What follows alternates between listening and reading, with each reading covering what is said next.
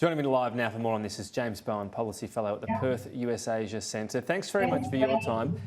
It's an interesting development. No one expected that Liz Cheney would win this primary, but where to from here? Is there a realistic shot at 2024, or will she start to be the sort of centre of voices in the Republicans that are not for Trump? Someone that's got a profile, some money as well, that people will coalesce around her? Yeah, thanks for having me. So, I think that Liz Cheney has been out there on her own for a long time. There's a couple of other Republicans who've, had some opposition to Trump. But, this election result in Wyoming certainly consolidates that view that the Republican Party is now Trump's party. I think that, the only logical, feasible role that she could play in a presidential campaign would be as a spoiler. There's no kind of, feasible pathway to her actually winning a significant percentage of the vote. But, that would be the primary function, would be a spoiler against pairing off some of the vote from Donald Trump. But, I haven't really, studied US politics. It's actually startling how few other Republicans are willing to actually take a stand against Trump. So I don't think this is really the start of any great movement because, that would have already happened. Cheney's, position on the Capitol riot, his other transgressions has been notable in its isolation. The view always has sort of been, as each story, scandal, whatever you want to call it, comes out. I mean, when the recording on the bus, that infamous recording on the bus happened, people sort of went, is this the end? And other people said, no, well, as if they're going to drop off Donald Trump now. But there would be some point, presumably, in January 6, there's more to come out there. There'd have to be some point at which established Republicans would start to have second thoughts. Is it a question of where the line is, or do you just think it's Donald Trump's party no matter what happens between here and 2024? Yeah, there's the famous line that if Donald Trump stood in the middle of Fifth Avenue and shot someone, that he wouldn't lose any support. I think that has been consistently tested. That there's been a lot of, I was in the US when we first had those white nationalist riots, and Trump said there was good people on both sides. There was no there's a little bit of backlash, but there was no kind of tangible reduction in support in the Republican Party or elsewhere in the electorate, in a long-term sort of sense. I think that the key thing, the actual thing that will actually lead to Trump's fortunes actually diminishing is legal jeopardy. So obviously we saw the raid on Mar-a-Lago.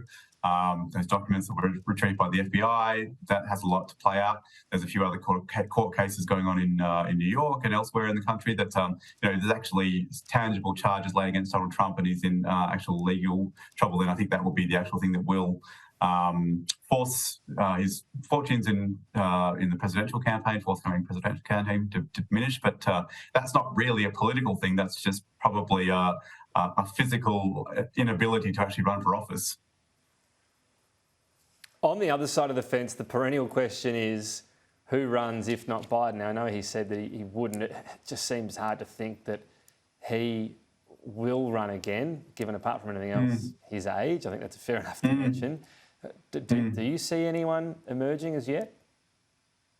I think actually, if you look back a couple of weeks ago, you'd say Biden wouldn't run because of how unpopular he was. But the last couple of weeks, there's been some pretty significant breakthroughs. The big Inflation Reduction Act that he managed to pass, he's just signed, is something that we haven't actually seen some really big runs on the board for Biden for a long time. So that may actually kind of improve his fortunes in some way. So I think we need to kind of see how that plays out in polling around support levels, and that'll influence whether Biden might actually look to run again.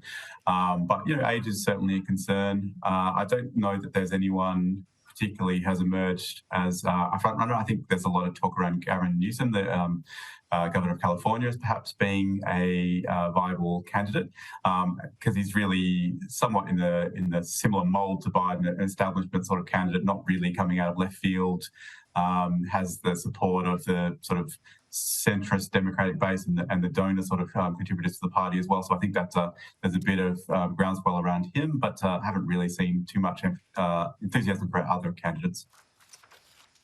Just finally wanted to ask you about the situation in Taiwan. A lot has been couched in the recent weeks in Australia, at least, around what would Australia do. What matters a lot more is what the US would do.